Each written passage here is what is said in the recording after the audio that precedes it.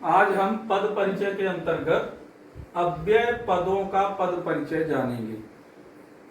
हमने पहले वीडियो में बताया था कि दो तरह के व्याकरणिक कोटियां हैं, चार विकारी शब्द हैं और चार अविकारी शब्द हैं। तो विकारी शब्द संज्ञा, सर्वनाम, विशेषण और क्रिया शब्द हैं। अब अव्यय पदों का पद परिचय हम जानेंगे। इसमें पहला है क्रिया विशेषण।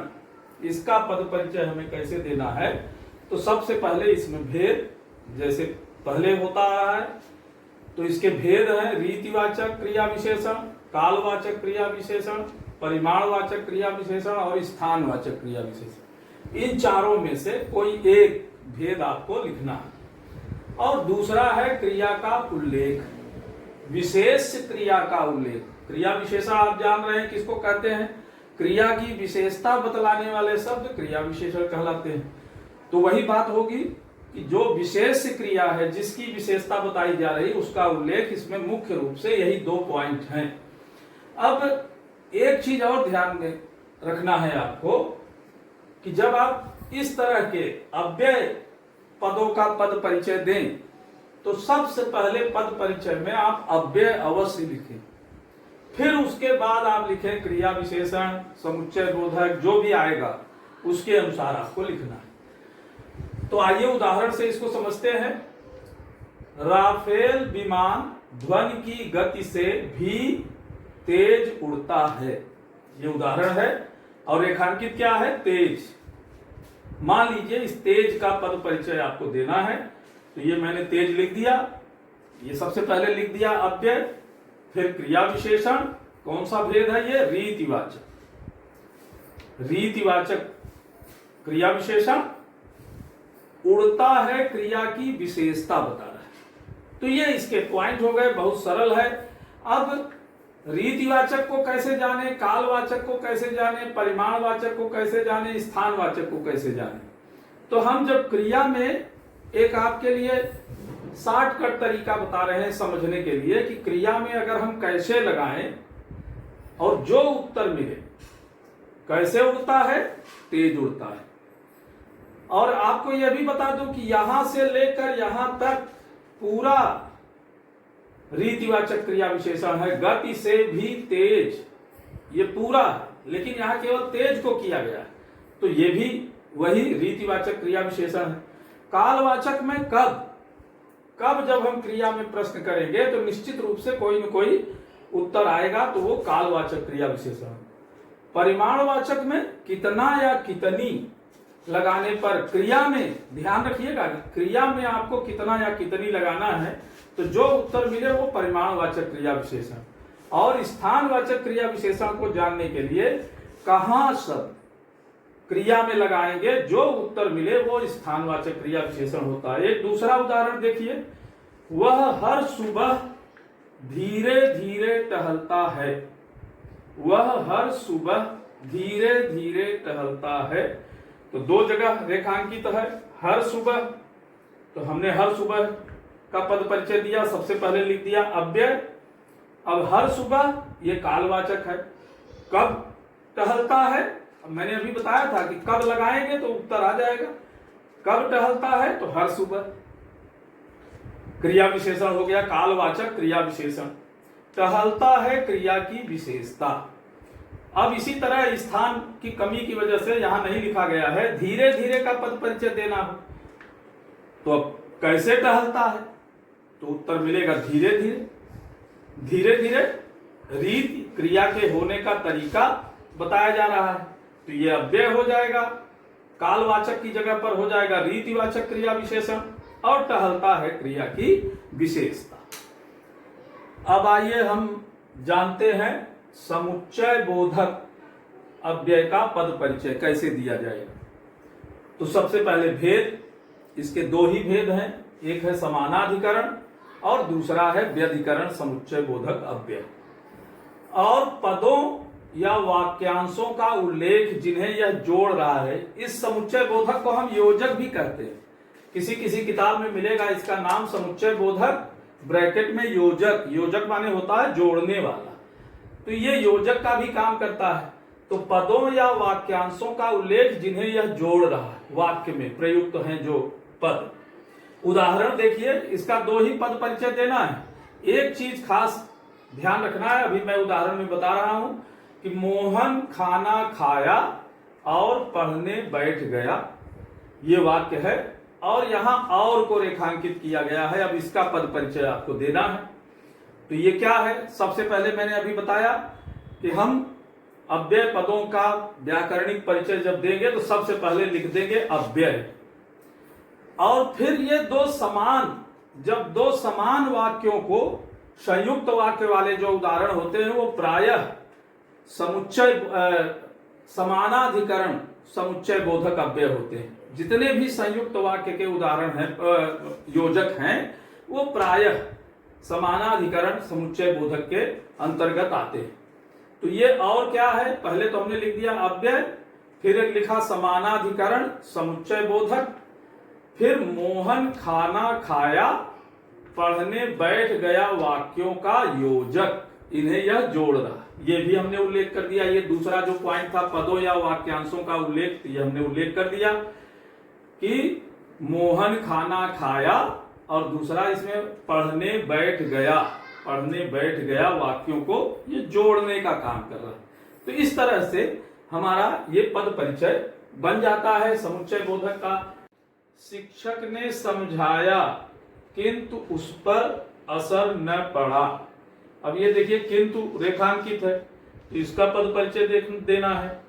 किंतु अव्यय शब्द है, व्यधिकरण समुच्चय बोधक, ये व्यधिकरण है।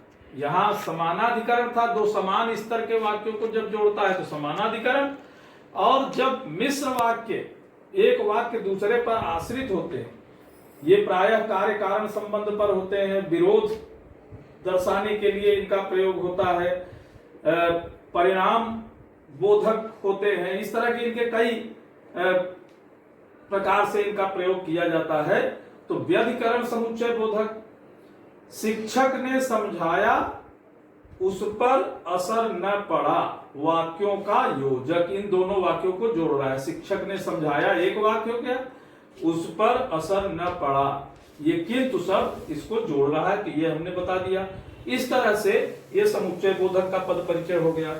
अब एक आपके लिए जानकारी के लिए मैंने यहाँ नोट किया है, वो अवश्य आप नोट कर लीजिएगा कि समानाधिकरण समुच्चय बोधक कौन कौन से होते हैं। ये प्रायः और, तथा, एवं, व, आदि, ये सब समानाधिकरण समुच्चय बोधक होते हैं। और व्यधिकरण के अंतर्गत आते हैं किंतु, परंतु, जबकि, यद्यपि आदि। तो ये एक सूची बना लीजिएगा, तो आपको समानाधिकरण और व्यधिकरण अव्ययों को समझने में, लिखने में परेशानी नहीं आएगी। ये बहुत आवश्यक पॉइंट है कि समानाधिकरण और व्यधिकरण समुच्चय बोधक अव्ययों की सूची तैयार कर लीजिए। आइए हम अव्यय के तीसरे भेद संबंध बोधक का पद परिचय कैसे देना है यह जाने। तो सबसे पहले इसका भेद, ये बहुत नाम मिलते हैं इसमें, कालवाचक, स्थानवाचक, कारणवाचक, तुलनावाचक आदि, जो ज्यादातर पूछे जाते हैं उनका मैंने उल्लेख यहाँ कर दिया। वैसे आप इनका अगर उल्लेख नहीं भी करेंगे, केवल यह लिख देंगे संबंध बोधक, तो भी अंक मिल जाए। और फिर दूसरा पॉइंट क्या करना है, पदों का उल्लेख जिनके बीच यह संबंध बना रहा है, संबंध स्थापित कर रहा है, उन पदों का उल्लेख। इसमें भी आपको 2 ही पॉइंट बताने हैं। अब उदाहरण देखिए, कक्षा में बच्चों से पहले शिक्षक पहुंच गए। अब रेखांकित है से पहले।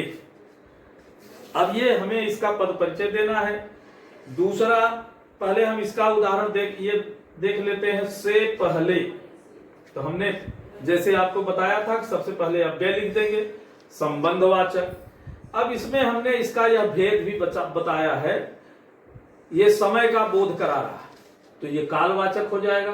कालवाचक समय का क्या बोध करा रहा है कि बच्चों से पहले अध्यापक कक्षा में पहुंच गए, तो ये समय का बोध करा रहा है, तो ये कालवाचक लिख दिया हमने। अगर आप बहुत कंफर्म नहीं है, आपको बिल्कुल पूरी तरह से यह बात नहीं विश्वस्त है कि ये कालवाचक है, तो आप चाहे तो छोड़ सकते हैं। तब आप केवल यह लिख सकते हैं अव्यय संबंधवाचक, और जब कंफर्म है तो कालवाचक लिख दीजिए। बच्चों और शिक्षक के बीच संबंध बताने का कार्य, ये हमने उल्लेख कर दिया, दो ही चीज इसमें उल्लेख करना है, तो ये हमारा पद परिचय पूरा हो गया।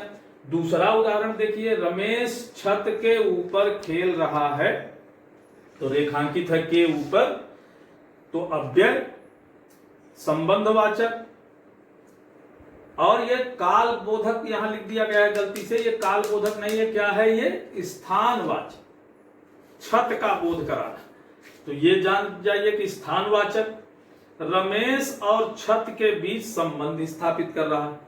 तो इस तरह से हम संबंध बोधक पदों का परिचय दे लेंगे। अब हम अव्यय के चौथे बिंदु पर ध्यान दें। चौथा उसका जो भेद है वो है विस्मय बोधक अव्यय, उसका हमें पद परिचय कैसे देना है। तो सबसे पहले भेद, तो इसमें विस्मय बोधक ही केवल लिखना है, एक ही भेद है, यही लिख देना है। और दूसरा है भाव का उल्लेख, ये 3 4 5 तरह के हैं, जैसे हर्ष, घृणा, शोक, विस्मय, संबोधन आदि, ये भाव का उल्लेख कर देना है। अब ध्यान देंगे, उदाहरण से आपको बात स्पष्ट होगी। भेद में आपको विस्मय बोधक लिखना है, और मैंने ये बताया चूंकि ये अव्यय है तो एक पहला परिचय देंगे आप अव्यय के रूप में। उदाहरण देखिए, वाह सुंदर मूर्ति है, वाह सुंदर मूर्ति है। अब देखिए इसका वाह का पद परिचय हमने सबसे पहले लिख दिया अव्यय, विस्मय बोधक, चकित कर रही है मूर्ति, और हर्ष का भाव उत्पन्न हो रहा है। आप इसमें आश्चर्य का भी लिख सकते हैं, लेकिन ज्यादा सही है हर्ष का भाव। वाह जहां आता है और ओह जहां आता है, अरे जहां आता है कई जगह, तो वहां शोक का भाव होता है। अब दूसरा उदाहरण देखिए, अरे सुनते हो, और ये एक चिन्ह भी लगा रहता है विस्मय बोधक का, इससे भी आप जान जाएंगे कि ये विस्मय बोधक है। ये आपके लिए बहुत सरल है, अगर यह आ जाए तो ये देखिए, अरे सुनते हो, यह वाक्य है। अब हमें अरे का पद परिचय देना है, तो हमने लिख दिया अरे, पहले लिख दिया अव्यय, विस्मय बोधक, और संबोधन का भाव, किसी को पुकारना जहां होता है उसको कहते हैं संबोधन। तो हम यहाँ किसी को पुकार रहे हैं, अरे सुनते हो, तो यहाँ लिख दिया संबोधन का भाव। तो इस तरह से पद परिचय के अंतर्गत मैं समझता हूं कि जितनी महत्वपूर्ण बातें थी वो आपको बता दी गई हैं। फिर भी यदि कोई शंका हो तो समाधान के लिए निश्चित रूप से व्हाट्सएप के द्वारा, फोन के द्वारा मुझसे संपर्क करें। आज के लिए इतना ही, धन्यवाद।